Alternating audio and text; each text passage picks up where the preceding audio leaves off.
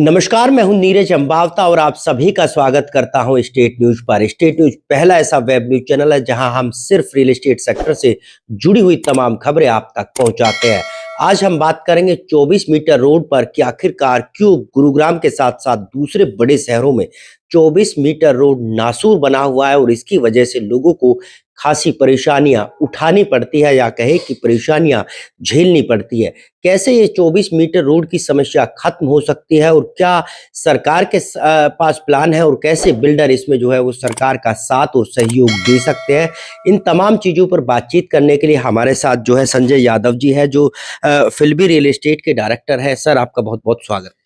जी नीरज भाई, आपका धन्यवाद जो आपने इस बढ़िया मुद्दे को कवर किया, क्योंकि ये गुड़गांव के लिए जरूर एक नासूर का काम कर रहा है। तो 24 मीटर के जो रोड है, इस पर आपको बात करनी जरूरी थी। तो सर, ये 24 मीटर रोड क्यों परेशानी का सबब बना हुआ है और क्या प्लान, क्या पॉलिसी सरकार को लानी चाहिए कि ये तमाम जो समस्या है वो दूर हो सके? देखो, 24 मीटर के रोड में क्या था कि अभी तक कंपल्सन एक्विजिशन के अंदर ये नहीं डला था। जब मास्टर प्लान तैयार किया गया तो जितने 60 मीटर्स के रोड हैं वो कंपलसरी एक्विजिशन के अंदर थे, वो सब एक्वायर हो गए, पर 24 मीटर पर इस पर काम नहीं हो पाया था। क्योंकि स्टार्टिंग में 24 मीटर हमने पीपी मॉडल के तहत गवर्नमेंट ने रखे थे कि बिल्डर कुछ एक्वायर करेगा, कुछ बाद में टीडीआर पॉलिसी के अंडर इसको एक्विजिशन की जाएगी। तो बिल्डर की लिमिटेशन ये थी कि वो अपने जो प्रोजेक्ट के सामने जो रोड थे वो वहां तक उसको एक्वायर कर पाया, वहां उसने बना लिया, पर बाकी सेक्टर्स में पूरा 24 मीटर थ्रू आउट नहीं निकल पाया। तो उससे एक बड़ी समस्या, गंभीर समस्या शहर के लिए बन गई है, क्योंकि सोसाइटीज को कनेक्टिविटी नहीं मिल पा रही है डायरेक्ट मास्टर रोड से।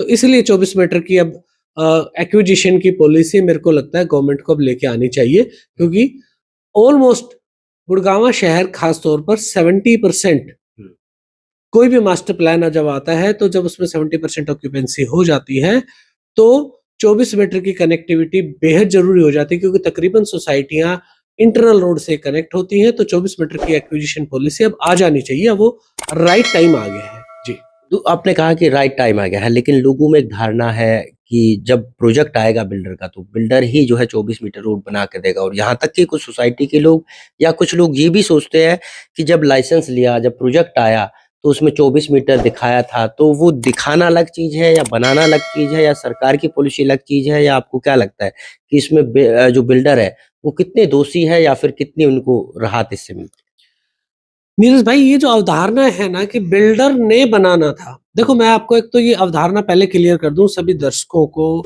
और तमाम लोग जो ये न्यूज देख रहे हैं। 24 मीटर रोड हो चाहे 60 मीटर रोड हो, जब भी किसी टाउनशिप का या सोसाइटी का लाइसेंस लगता है तो वो परपोज रोड पे लगता है, नोट कि वहां बना हुआ हो तो लाइसेंस आएगा। तो 60 मीटर जैसा मैंने पहले बताया कंपल्सन एक्विजिशन के अंदर थे, तो वो कंपल्सरी एक्विजिशन में एक्वायर होकर बन गए। जब उन पर भी लाइसेंस आया था तो वो रोड नहीं बने थे।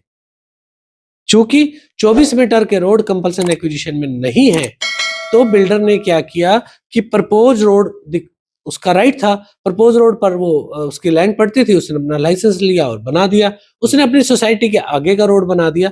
तो मैं ये नहीं मानता कि उसमें कि बिल्डर का फॉल्ट है, बिल्डर का रोल है इसमें, सिर्फ लेक ऑफ पॉलिसी है। क्योंकि मान लीजिए मैं एक एग्जांपल देता हूँ, एक ये पूरा बड़ा सेक्टर है 300 एकड़ का। अब यहाँ से 5 एकड़ के बाद, मेन रोड से 5 एकड़ के बाद आपने लैंड एक्वायर की, वहां 24 मीटर अपना सामने बना लिया। अब उस 5 एकड़ से मेन रोड तक आप कैसे कनेक्ट करोगे? क्या कोई बिल्डर कंपलसरी किसी जमींदार को एक्विजिशन नोटिस दे सकता है? उसके पास राइट ही नहीं है। क्या वो एक्वायर कर सकता है? उसके पास राइट ही नहीं है। तो इट मीन्स ये पॉलिसी का कहीं ना कहीं एक कमी रह गई है, जिसको अब हमें पूरा करना है। इनिशियल स्टेज पर गवर्नमेंट ने ये सोचा था, जहां तक मैं समझ पा रहा हूं, कि चलो 60-70% रोड बिल्डर एक्वायर कर लेगा, बाद में हम इसको टीडीआर या कंपलसरी एक्विजिशन में डाल लेंगे और इसको कंप्लीट कर लेंगे। तो वो अब वो समय भी आ गया है, मेरे को लगता है उस पर काम करना चाहिए। पर जहां तक बात है कि बिल्डर को बना के देना चाहिए था, कई बार क्वेश्चन आता है जी ओसी कैसे मिल गई, जी लाइसेंस कैसे मिल गया? तो मैं फिर स्पष्ट कर देता हूं कि ओसी हो या लाइसेंस हो, वो सब प्रपोज 24 मीटर और 60 रोड पर मिलते हैं, ना कि एग्जिस्टिंग पर मिलते हैं। ये जानना बहुत जरूरी है। 24 मीटर रोड की वजह से कई सोसाइटियों में बिजली, पानी, सीवरेज या कहें कि मूलभूत सुविधाएं नहीं पहुंच पाती है। तो इसका मुख्य कारण 24 मीटर रोड ना होना या फिर दूसरी वजह भी हो सकती नीरज भाई 24 मीटर ना होना ही मुख्य कारण है। उसका है? कारण बताता हूँ। लेट्स से 60 मीटर के रोड के साथ आज गुड़गांव में 90% 60 मीटर रोड के साथ ड्रेनेज, स्ट्रोम लाइन, वाटर लाइंस सब डल चुकी हैं। पर जैसा कि मैंने पहले एग्जांपल में बताया, मान लीजिए आपकी सोसाइटी 5 एकड़ अंदर है, तो हाउ यू विल कनेक्ट?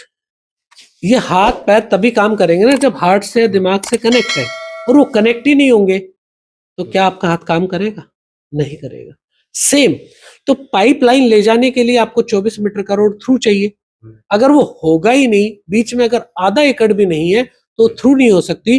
तो सर्विसेज, चाहे पानी हो चाहे सीवर हो, कोई भी सर्विसेज किसी सोसाइटी को नहीं मिल सकती जब तक 24 मीटर का रोड ना बने।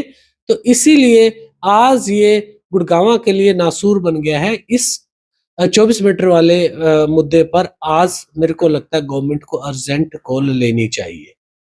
दूसरा 24 मीटर रोड को लेकर कई बार जमींदारों से बिल्डर बात करता है, लेकिन जमींदार 24 मीटर रोड बनाने के लिए बिल्डर को जगह नहीं देते। तो इसमें अगर हम बात करें जमींदारों के लिए, अगर 24 मीटर रोड बनता है तो उनके लिए किस तरह से फायदा होगा और कैसे फायदा?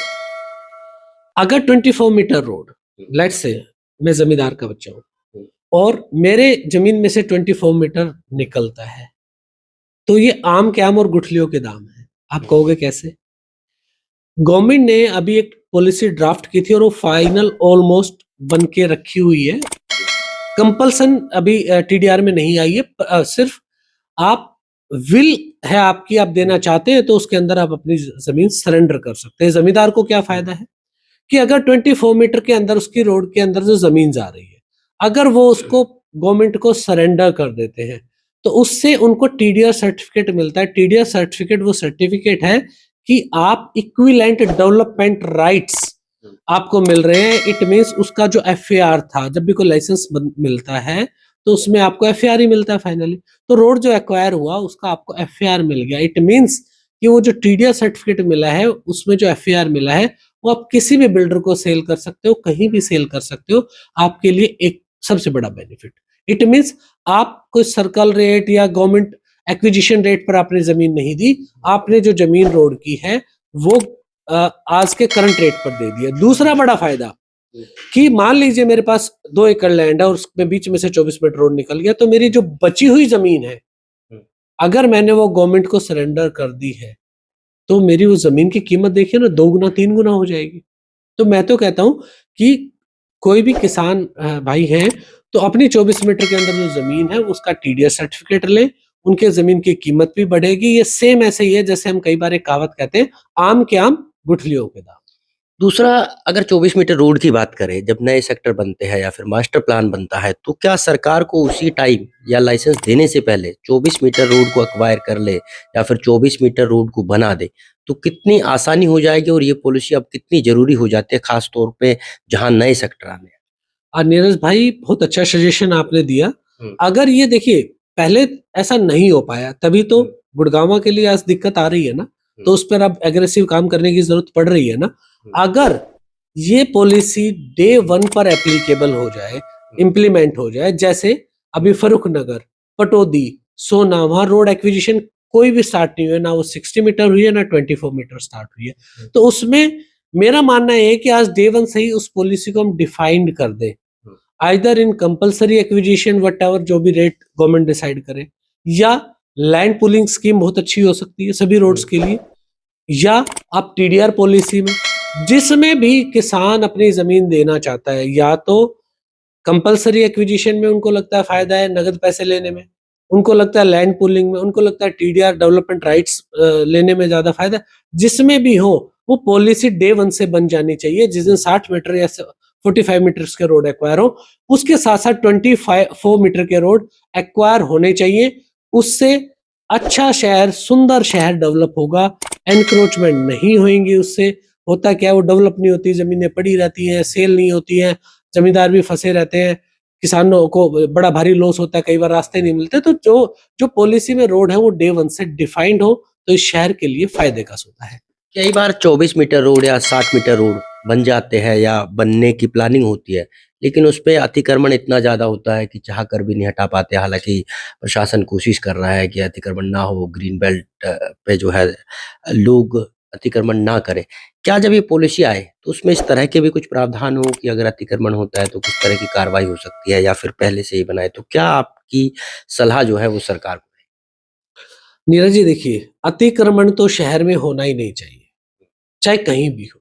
और खास तौर पर रोड पर आप देखिए 84 मीटर्स के रोड है गुड़गांव में। 84 मीटर्स कैसे? 60 प्लस 12 प्लस 12, तो 84 मीटर के रोड है। 60 मीटर मेजर रोड, 12 मीटर के सर्विस रोड। उसमें से 42 मीटर रोड ही सिर्फ बनता है। अब 42 मीटर जो लैंड है वो खाली रह जाती है। अब वो खाली रहती है तो लोग करते क्या है, सरकारी जमीन है, किसी ने रेडी लगा ली, किसी ने तंबू लगा लिया, वो धीरे धीरे एनक्रोचमेंट करके वो सारा आप देख ही रहे हो जो अभी ये ड्राइव चल रहा है। तो बेहतर ये है कि डे वन से, जिस दिन रोड एक्वायर हो और बने, तो सर्विस लेन डे वन पर बन जाए, ग्रीन बेल्ट डे वन पर डेवलप हो, जीरो एनक्रोचमेंट पॉलिसी होनी चाहिए। देखो रोड पे कंप्रोमाइज ही नहीं होना चाहिए कि एनक्रोचमेंट किसी भी प्रकार से हो। और उसके लिए सबसे बढ़िया यही है कि जिस दिन आप रोड बनाए, सर्विस लेन साथ बनाए, ग्रीन बेल्ट साथ बनाए। जैसे अभी 10 मॉडल रोड गवर्नमेंट ने डिक्लेयर किए हैं उसी पॉलिसी के तहत। मींस गवर्नमेंट उसमें जब भी रोड बना रही है अभी, उसमें आपका ग्रीन बेल्ट डेवलप होगा, सर्विस लेन बनी होगी, कट एंट्री सेक्टर की कहां से होगी, कहां से नहीं होगी, बीच में कोई कट नहीं होगा, round about to round about, ये सारे उसके अंदर आते हैं। सीसीटीवी कैमरास लगे होंगे वगैरह वगैरह। खैर, तो एनक्रोचमेंट जीरो होनी चाहिए। उससे एक बड़ा फायदा भी, आज आप देख रहे हो पोल्यूशन हर जगह है। और पोल्यूशन कहां से आता है? सबसे पहला कारण है रोड। रोड पे कैसे आता है कि अनडेवलप्ड ग्रीन बेल्ट है। अनडेवलप्ड ग्रीन बेल्ट से क्या होता है, मिट्टी आपकी रोड पर आती है, सराउंडिंग पेड़ होते नहीं, एनक्रोचमेंट लग जाती है, जाम लगते हैं। तो ये सब पोल्यूशन के कारण है और वो यहीं से जनरेट हो रहे हैं। अगर डे वन से मेरा ग्रीन बेल्ट मेंटेन हो, जीरो एनक्रोचमेंट हो, ना धूल मिट्टी सड़क पर आएगी, पेड़ दोनों तरफ लगेगी। पेड़ की प्रवृत्ति है, कार्बन डाइऑक्साइड लेते हैं, ऑक्सीजन देते हैं। ये सब तो हमने पढ़ा है ना, ये बेसिक चीजें हैं। सिर्फ उस पर हम काम कर ले तो एयर पोल्यूशन भी कम हो जाएगा, शहर भी सुंदर होगा, एनक्रोचमेंट भी नहीं होगी। और जब शहर सुंदर होगा तो डेवलपमेंट ज्यादा होगी, और डेवलपमेंट जब ज्यादा होगी तो गवर्नमेंट को रेवेन्यू, शहर को रेवेन्यू ज्यादा होगी। और जब पैसा आएगा तो देश विकसित देश की तरफ हमारा बढ़ रहा होगा। जी, ठीक है, बहुत-बहुत धन्यवाद। तो ये थे हमारे साथ जो है संजय यादव जी, जो एमडी हैं फिल्मी रियल एस्टेट के, और इनकी माने तो सरकार को अब 24 मीटर रोड पर एक पॉलिसी लानी चाहिए, और ख़ास तौर पर ये पॉलिसी नए सेक्टर या फिर नया मास्टर प्लान बनाने से पहले ही 24 मीटर के रोड बना देने चाहिए, ताकि जो अब समस्याएँ 24 मीटर रोड को लेकर आम लोगों को उठानी पड़ रही है, वो परेशानी जड़ से ही खत्म हो जाए। बहरहाल आपको हमारी खबर कैसी लगी कमेंट करके ज़रूर बताएँ। साथ ही चैनल को शेयर और सब्सक्राइब करना ना भूलें।